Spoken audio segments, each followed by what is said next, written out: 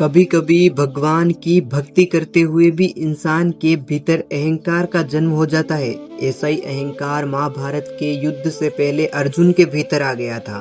तो नमस्कार दोस्तों, मैं राहुल सिंह चौहान एक छोटी सी कहानी के साथ। एक बार अर्जुन को 12 वर्ष का वनवास प्राप्त हुआ था। उस वनवास में वे सबसे पहले रामेश्वरम में पहुंचे।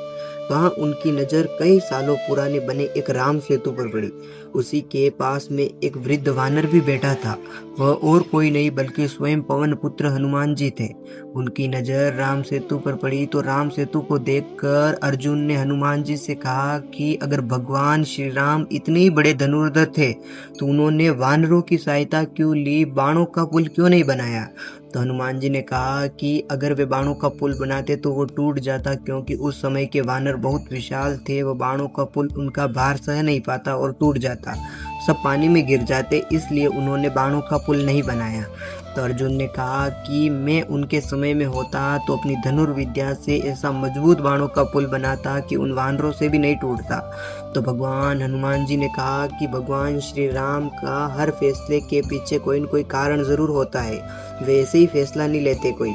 तो अर्जुन ने फिर भी हनुमान जी की बात नहीं सुनी और कहा कि अगर मैं बाणों का पुल बनाता हूँ और आप भी तो इतने विशाल हो, आप उस पुल पर चलो, अगर आपके भार से नहीं टूटा वो तो आपको मुझे सर्वश्रेष्ठ धनुर्धर सिद्ध करना होगा, और अगर आपके भार से वह पुल टूट गया तो मैं अग्नि में समाधि ले लूँगा। तो हनुमान जी ने कहा कि ठीक है, तो बनाइए पुल आप। तो अर्जुन ने अपनी धनुर्विद्या से उस समुद्र के ऊपर में एक विशाल बाणों का पुल बना दिया और हनुमान जी को चलने के लिए कहा। तो हनुमान जी ने जैसे ही पहला कदम रखा पूरा पुल हिलने लगा, और दूसरे कदम में पूरा तार तार होने लगा, और तीसरे कदम में पूरा पुल चकनाचूर हो गया।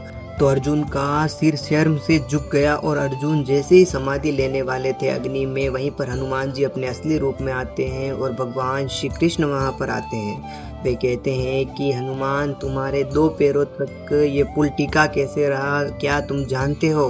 तो हनुमान जी ने कहा कि नहीं प्रभु, मैं नहीं जानता हूँ। तो श्री कृष्ण ने कहा कि मैं कछुए के रूप में उस पुल का भार संभाले हुए था।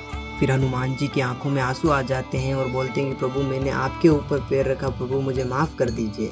तो हनुमान जी का यही विनम्र भाव देखकर अर्जुन को और शर्मिंदगी महसूस हुई कि मैं प्रभु पर शक कर रहा था, प्रभु की शक्ति पर शक कर रहा था जिन्होंने मुझे बनाया, मेरा अस्तित्व को बनाया। तो हनुमान जी के चरणों में गिर गए।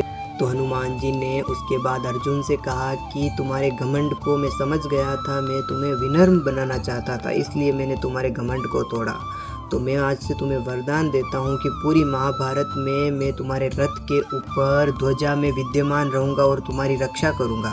तो दोस्तों, इससे हमें यही सीख मिलती है कि अपने बल पर गर्व करने वाला व्यक्ति श्रेष्ठ नहीं होता है। अपने हर कार्य के पीछे प्रभु की लीला है समझने वाला और उनका धन्यवाद करने वाला व्यक्ति ही श्रेष्ठ होता है। तो आशा करता हूँ कि ये छोटी सी कहानी आपको अच्छी लगी होगी। तो वीडियो को लाइक और चैनल को सब्सक्राइब करना मत भूलना। राधे राधे।